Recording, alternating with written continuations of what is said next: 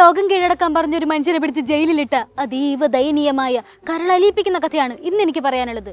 പക്ഷെ പറഞ്ഞ മഹാൻ പറഞ്ഞ കാര്യത്തിന് ചെറിയൊരു തിരുത്തൽ വരുത്തിയിട്ടുണ്ട് കേട്ടോ. സ്നേഹത്തിന് പകരം അശ്ലീലം കൊണ്ട് ലോകം കീഴടക്കാൻ നോക്കി. കൂരായണം എന്ന് അവതരിപ്പിക്കുന്ന കഥയുടെ പേര്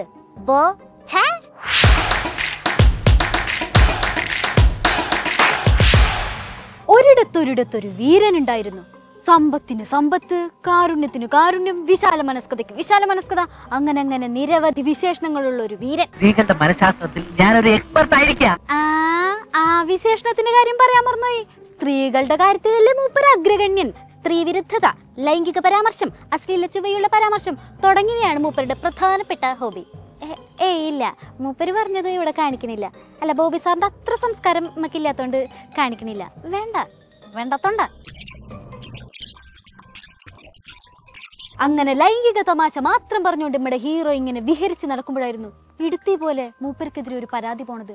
നടി ഹണി റോസാണ് പരാതി നൽകിയത്. പരാതി കേട്ട് ബോച്ച ഞെട്ടിയില്ലേ. പിന്നല്ലാണ്ട് എന്ത് അശ്ലീല പരാമർശം നടത്തിയിട്ടുണ്ടെങ്കിലും മിണ്ടാതെ അത് കേട്ടുകൊണ്ട് നിൽക്കണം. ഒന്നുള്ളെങ്കിലും ഞങ്ങളുടെ ബോസ് ഒരു റിച്ച് മാൻ ആണെന്ന് അറിഞ്ഞൂടെ. ഒരു പണക്കാരനെതിരെ ഇങ്ങനെ ശബ്ദമുയർത്താമോ? ഒരു ജാഥയുണ്ടായിരുന്നു കേരളത്തിൽ. പണത്തിന്റെ അഹങ്കാരമല്ലാതെ എന്തും ചെയ്യാമെന്നാണ്. പക്ഷെ അവൻ വെറും പ്രാകൃതനും കാടനുമാണ്. അവനൊരു സംസ്കാരമേ ഉള്ളൂ, ലൈംഗിക സംസ്കാരം. ഈ മഹാഭാരതം സീരിയലില് അവര് കുന്തി ദേവിയുടെ റോളാണ് എടുത്തിട്ടുള്ളത്. വളരെ ബ്യൂട്ടിഫുൾ. അവരെ കാണുമ്പോ എനിക്ക് ആ കുന്തി ദേവിയെ കാണുമ്പോ ഹണി റോസിനെയാണ് ഓർമ്മ വരുന്നത്. അതും അശ്ലീല സാഹിത്യകാരന്മാരെ വരെ ലജ്ജിപ്പിക്കുന്ന തരത്തിലുള്ള വർണ്ണനകളും. നിനക്കതിലൊരു ഭാവി ഉണ്ട് മോനെ. മഹാഭാരതത്തിലെ കുന്തി ദേവിനൊന്ന് അനുസ്മരിച്ചത് മാത്രമേ മൂപ്പർക്ക് ഓർമ്മയുള്ളൂ. പിന്നെ മൊത്തൊരു പുകയാണ്. പിന്നെ പോലീസായി, ചേസിംഗ് ആയി, അറസ്റ്റ് ആയി, അങ്ങനെ ആകെ ബഹളം. എങ്ങോട്ടേ കാണാവൂ? ഓഹോ, ഞാൻ സഹായിക്കാം. ദൈവം നിങ്ങൾ അനുഗ്രഹിക്കട്ടെ. ഒരടിപൊളി സ്ഥലമുണ്ട്. അതെന്താ? ഞാൻ ബിജു പോലീസ്, ടൗൺ എസ് ആണ്. ഒരു പരാതി കിട്ടിയായിരുന്നു. അപ്പൊ അതിന്റെ കാര്യത്തിന് ഞാൻ കുറച്ചു മുമ്പ് സാറിനെ വിളിച്ചായിരുന്നു. അപ്പൊ സാറ് ബാംഗ്ലൂരാണെന്നാണ് പറഞ്ഞത്. ഏത്? ഞാനിവിടെയൊക്കെ പോകും, നിങ്ങളോട് പറയേണ്ട ആവശ്യമില്ലല്ലോ.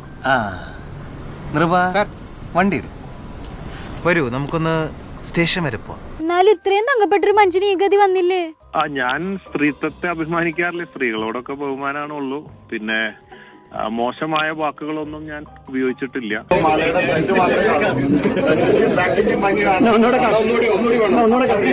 അതൊക്കെ ഗോപാലകൃഷ്ണൻ ഒരു നമ്പർ അല്ലേ? അങ്ങനെ നടിയുടെ പരാതിയില് വിത്തിൻ മണിക്കൂർ കൊണ്ട് ബോച്ചനെ പോലീസ് ചേസ് ചെയ്ത് പിടിച്ചു. പോലീസ് നിയമമൊന്നും കാണിച്ചിട്ട് ഞങ്ങളുടെ ബോച്ചനെ പേടിപ്പിക്കാൻ നിൽക്കണ്ടോ. ഇട്ടുമൂടാൻ കാശുള്ള ആളെയാണോ ഈ നിയമം കാണിച്ച് പേടിപ്പിക്കണത്? അങ്ങനെ പോലീസിന്റെ കൂടെ ബോച്ചെ മാസായി സ്ലോ മോഷനിൽ ജയിലിലേക്ക്.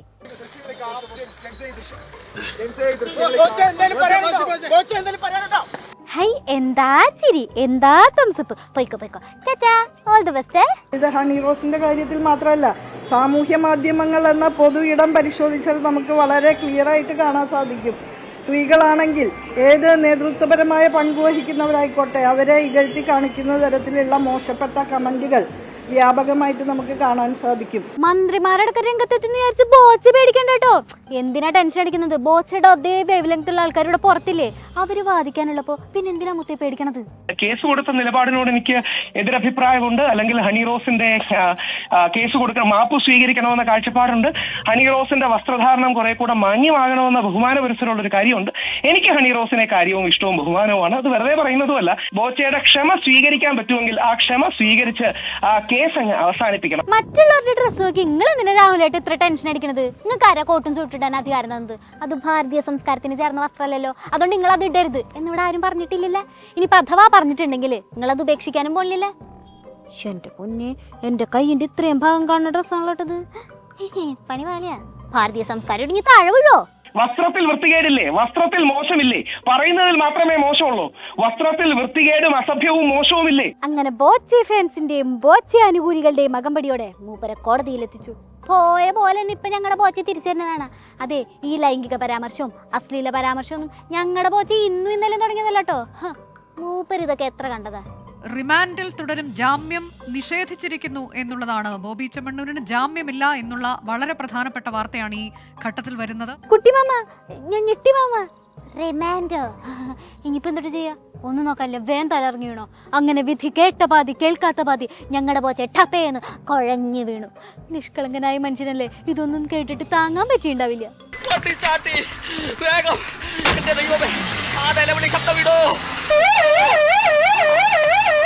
പ്രഷർ ഡൗൺ ആയിട്ട് കുറച്ച് പ്രോബ്ലം ഉണ്ട്. കാല് അതായത് പ്രഷർ ഡൗൺ ആയി, ഇപ്പൊ റെഡി ആയിട്ടുണ്ട്. കാല് വീണിട്ട് പൊട്ടിയിട്ടുണ്ട്. അതുകൊണ്ട് ഞാൻ ഇവിടെ സമാധാനമായിട്ട് സംസാരിക്കാം. പോയപ്പോ ചിരിച്ചോണ്ട് തംസപ്പൊക്കെ തന്ന് പോയ ആളായിരുന്നു. തിരിച്ചു വരുമ്പോ കളിയും ചിരി ഒന്നുമില്ല, ആകെ സെഡായി പോയി. അത് കുറെ കാലമായി പ്രയോഗിച്ചുകൊണ്ട് കരണക്കുട്ടികളുടെ കൊടുക്കാൻ ആരുമില്ലാതായി പോയിക്കൊണ്ടിരിക്കുന്നത്. നമ്മളാരും അറിയില്ല, കുറെ കാലമായിട്ട് ചെയ്തുകൊണ്ടിരിക്കുക. ആലപ്പുഴയാണ് ഞങ്ങൾ തട്ടിയത്, ഉറപ്പാണ്.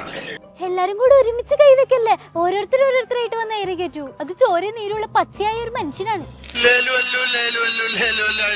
അങ്ങനെ ജാമ്യം കിട്ടാൻ വേണ്ടി മൂപ്പര് ചാടിത്തുള്ളി ഹൈക്കോടതിക്ക് പോയി. അപ്പൊ ഹൈക്കോടതി പറഞ്ഞു പോയിട്ട് പിന്നെ വരാൻ. വേദനിക്കുന്ന കോടീശ്വരൻ എന്ന് പറഞ്ഞാൽ ഇതാണ്. ഈ വസ്ത്രധാരണൊക്കെ ഓരോരുത്തരുടെ പേഴ്സണൽ കാര്യമല്ലേ, നിയമവിരുദ്ധമായിട്ടുള്ള ഡ്രസ്സൊന്നും ആരും ഇവിടെ ഇട്ടില്ലല്ലോ. പിന്നെ ബോച്ചയുടെ ഡ്രസ്സ് സൂപ്പറാണ്. അല്ല, കാലത്തിന് മുന്നേ സഞ്ചരിച്ച ഡ്രസ്സ് പോലെ ഉണ്ട്, അതുകൊണ്ട് പറഞ്ഞതാ. അങ്ങനെ പോലീസ് കേസും കോടതി കയറി ഇറങ്ങലൊക്കെ ആയ സ്ഥിതിക്ക് വഷളത്തരം മാത്രം പറഞ്ഞുകൊണ്ടിരുന്ന ചിലരുടെ വായ ഇനിയെങ്കിലും അടയുന്നു പ്രതീക്ഷിക്കുന്നു. ഇനി പറയാൻ പോണത് വേറെ ചില ആൾക്കാരുടെ കോടതി കയറി ഇറങ്ങലിനെ കുറിച്ചാണ്. ആ കോടതി കയറി ഇറങ്ങൽ അങ്ങ് രാഷ്ട്രീയത്തിൽ നിന്നാണ്. ആ കഥ ഇടവേളയ്ക്ക് ശേഷം. Short break. നമ്മുടെ കോംറേഡ്സിന്റെ വിപ്ലവം ഒന്നും പണ്ടത്തെ പോലെ അങ്ങോട്ട് ഏൽക്കണില്ല എന്ന് തോന്നുന്നു. കുറച്ച് ദിവസം മുന്നേ ആയിരുന്നല്ലോ റോഡ് അടച്ച് അവരൊരു ഏരിയ സമ്മേളനം നടത്തിയത്. എന്ത് എമർജൻസി ആയാലും വേണ്ടില്ല, റോഡിന്റെ അപ്പുറത്ത് കൂടെ സൈഡ് ഓരം ചേർന്ന് പൊക്കോന്ന് ആഹ്വാനം ചെയ്തുകൊണ്ടൊരു സ്റ്റേജ് കെട്ടൽ.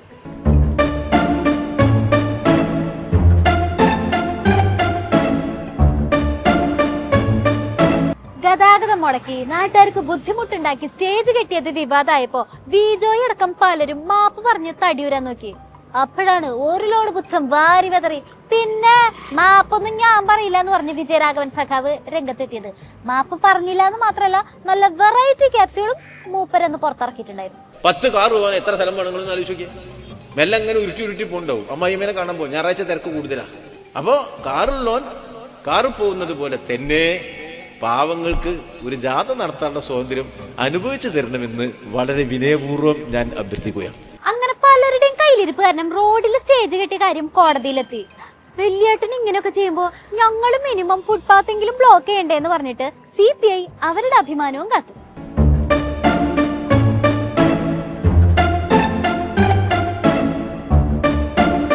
ഇതൊക്കെ നിയമലംഘനല്ലേ ഉണ്ണിയെന്ന് ചോദിച്ചപ്പോ നിയമലംഘനോ എന്ന് വെച്ചാൽ എന്തുട്ടാന്ന് ചോദിച്ച് കൈമലർത്തി നമ്മുടെ മുതലാളിമാര്.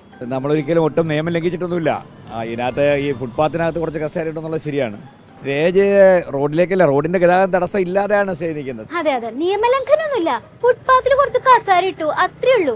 എന്തായാലും അക്ഷീണ പ്രയത്നത്തിന്റെ ഭാഗമായിട്ട് ഈ കാര്യം കോടതിയിലെത്തിയിട്ടുണ്ട്. മുതലാളിമാരൊക്കെ ഇത്ര കഷ്ടപ്പെട്ടതല്ലേ, അപ്പൊ എല്ലാരും കൂടി ഇങ്ങോട്ടേക്ക് ഒന്ന് വായോ എന്ന് പറഞ്ഞ് ക്ഷണിച്ചിരിക്കുകയാണ് കോടതി. സ്വാഭാവികമായിട്ടും അതിൻ്റെതായ ഇടപെടലുകൾ പലപ്പോഴും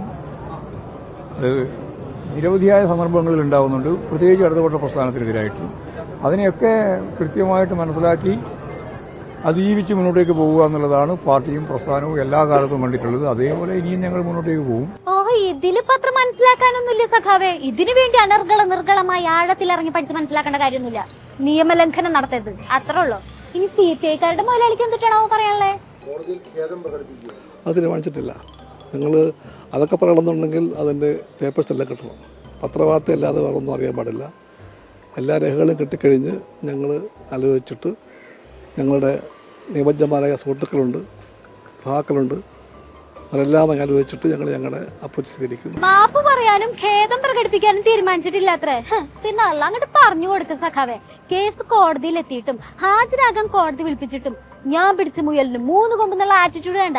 ദാണ്ടാ ഞങ്ങളുടെ കോംറേഡ്സ്. ഇനി ഈ കയ്യിലിരിപ്പോണ്ട് ഇവർക്ക് എന്തൊക്കെ എങ്ങനൊക്കെ പണി കോടതി കൊടുക്കുന്നുണ്ട്.